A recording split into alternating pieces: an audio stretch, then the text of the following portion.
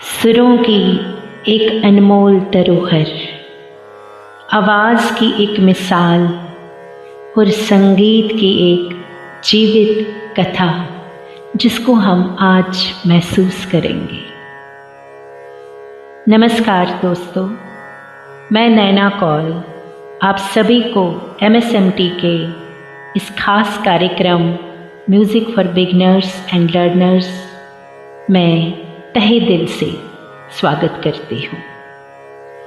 आज का ये कार्यक्रम संगीत के उस अनमोल रतन को समर्पित करती हूँ जिनकी आवाज़ ने सदियों तक दिलों पर राज किया है। जी हाँ, हम बात कर रहे हैं सुरों की मलिका, सुर सम्राज्ञी आशा भोसले जी की। उनका मानना है कि सिर्फ गाना गाना ही नहीं है, बल्कि गीत को महसूस करना तब जाके गाना गाना है। उनकी आवाज़ में जो जादू है वो उनके समर्पण और कड़ी मेहनत का ही नतीजा है। मैंने उनके कुछ म्यूज़िक टिप्स सुने हैं, मैं वो आपसे शेयर करना चाहती हूँ।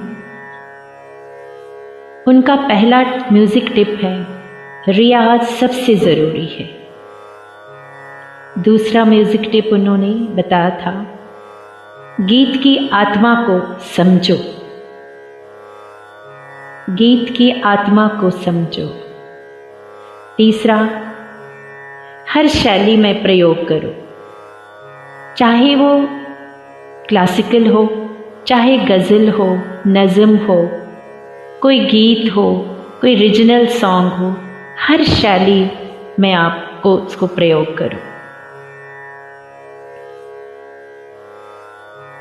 तो चलिए, सुरों की रानी, लफ्ज़ों की मलिका, हर एहसास का सुरों में पिरोना, आज हम उनसे सुनेंगे। आप सबको पता है, उनके आलाप जो गानों में होते हैं उसमें जादू होता था। इतने पॉपुलर सॉन्ग्स उनके हैं जिनका मैं बता नहीं सकती उनके आलाप क्या देती थी। तो आज हम उनके वो आलाप सुनेंगे और रियाज करेंगे और कुछ टिप्स सुनेंगे उनसे, आशा ताई जी से। तो चलिए आप भी सुनिए। Thank you. नमस्कार, मैं आपकी आशा भोसले। मेरे गाने का सीक्रेट है सही रियाज। आप मेरे सीक्रेट रियाज के टेक्निक को जानना चाहते हो तो हम दोस्त बन सकते हैं। बॉलीवुड, पॉप, गज़ल, क्लासिकल, क्या है आपकी स्टाइल? जैसे मेरे गाने की स्टाइल है, क्या आप सीखना चाहते हो? एक्सप्रेशन आपकी आवाज़ में होना चाहिए, सिर्फ अदाओं में नहीं। आपकी गाने की रेंज को बढ़ाने की टेक्निक मैं सिखाऊंगी। लो नोट्स में सुर लगाना, ऊंचे से ऊंची तान पकड़ना, गाने के बीच में सांस कैसे और कहाँ लेना है, ये आज मैं सिर्फ आपको सिखाना चाहती हूँ।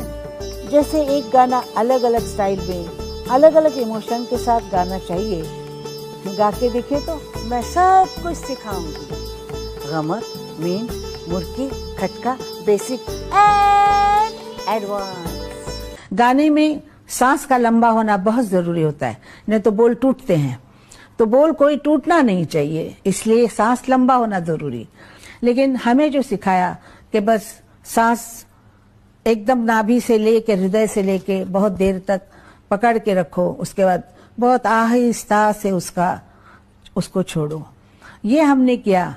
इसमें से निकला ओम, जो कि हम ओम ऐसे करके सुबह लगाते हैं, हर सुर पे ओम लगाते हैं। उससे क्या हुआ कि अभी भी मैं 4 घंटे तक स्टेज पे खड़े होके गाना गाती हूँ, रिकॉर्डिंग करती हूँ। लेकिन हमें जो सिखाया कि बस सांस एकदम नाभि से लेके, हृदय से लेके बहुत देर तक पकड़ के रखो, उसके बाद बहुत आहिस्ता से उसको छोड़ो। ये हमने किया। इसमें से निकला ओम, जो कि हम ओम ऐसे करके सुबह लगाते हैं, हर सुर पे ओम लगाते हैं। उससे क्या हुआ फ़ायदा, मतलब फ़ायदा नहीं कह सकती मैं, इसका उपयोग मुझे ये हुआ कि आज तक योगा के वजह से मैं गा सकती हूँ। तो योगा ये बहुत बड़ी चीज़ है, इससे कोई भी आपको बीमारी हो तो वो दूर हो सकती है। मेरा ख्याल है हर इंसान को अपनी आयु बढ़ाने के लिए, अपने मन में कंट्रोल रखने के लिए, आपकी आत्मा शुद्ध रखने के लिए योगा बहुत ज़रूरी है। था सम टाइम रिहर्सल करके भी गाना चला जाता था।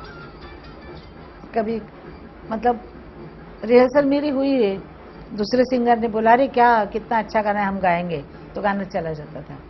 ऐसे बहुत बार हुआ है कि, और मैं शांति से देखती थी, मैंने कभी झगड़ा नहीं किया। कभी अंदर ही अंदर मैं सोचती थी कि मुझे अपने आप को इतना बुलंद करना पड़ेगा कि ये गाना कोई मांग नहीं सके, मेरा गाना कोई ले ना सके। देखा जाए तो हर एक का हाथ है, एक आदमी से कुछ नहीं होता है। सिर्फ उपिन नायर ने गवाया ऐसे नहीं है, तब एस डी बर्मन भी थे, मदन मोहन जी भी थे, जयदेव भी थे, उनके ही गाने चलते थे। अभी न जाओ छोड़कर जयदेव जी का गाना, नदी का पहला मैंने गाया, रॉक एंड रोल गाया था। उससे मुझे डर नहीं लगा, डर लगा वो हा हा हा हा हा ये जो करना था ना, इससे मैं डर गई थी। दीदी से जाके कहा कि आज रिकॉर्डिंग है, मैं जाऊंगी नहीं, नाक कटने वाली बात है, ये शायद नहीं बनेगा मुझसे। बोले क्या है, तो गा के बता। तो मैंने उसको करके बताया, कहने लगे जा हो गया तेरा, तू पहले आएगी। तू भूल गई है, तू भोसले बाद में बनी है, पहले मंगेशकर है। उसका स्टाइल बहुत अच्छा है बोलने का। तू भूल गई है कि तू अभी भोसले है, पर पहले तू मंगेशकर है। हा, हा, मुझे आया। तो रफ़ी साहब यहाँ से गा रहे थे, आजा आजा और मैं आजा आजा ऐसे कर रही थी।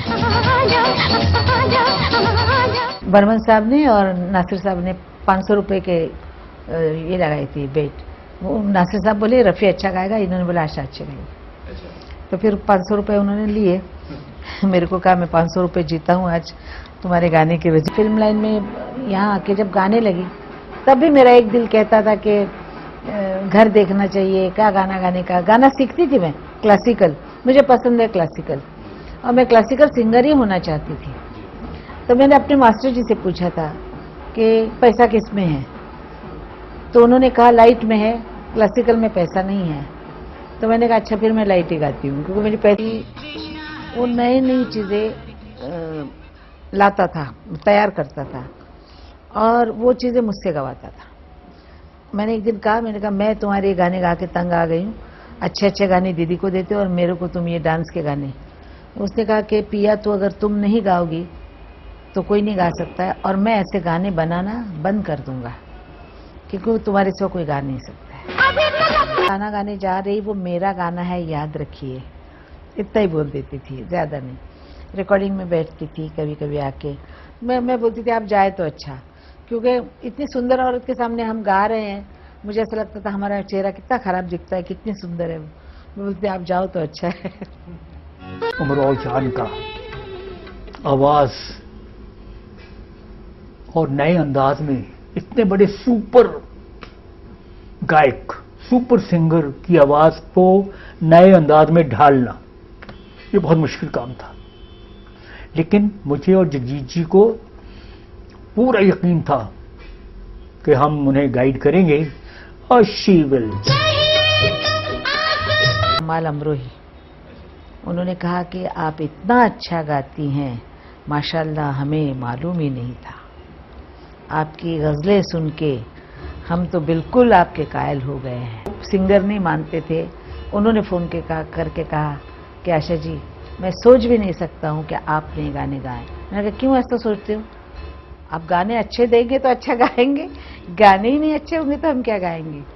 कहने लगे नहीं नहीं आपने बहुत ही अच्छा गाया, और मैं भगवान अगर उनको उम्र देते ना, उन्होंने कहा था मैं एक फिल्म बनाऊंगा जिसमें आपसे गज़लें। आशा जी के साथ मैं बात बैठा हुआ था, मैंने आशा जी को बोला आपको पता है आशा जी कि आपके गानों पे एक हीरो ने भी गाना गाया। उन्होंने कहा कौन सी, तो उन्होंने कहा आपको पता है कि मैंने भी आपकी आवाज़ में गाना गाया है। तो इसे बोले तुमने क्या, उन्होंने मुझे मिसाल दी एक और कि शायद I don't know Kishore Kumar साहब का नाम लिया है, किसी और का नाम, किसी और ने भी आशा जी की आवाज़ में गाना गाया। तो मैंने कहा कि मैंने नकल नहीं की, मैं लड़की बन के आपकी आवाज़ में मैंने गाना गाया। वर्ल्ड रिकॉर्ड में मेरा नंबर आया है, फिर मुझे लगा कि हाँ, ये कुछ बड़ी बात हो गई है कुछ बड़ी बात हो गई।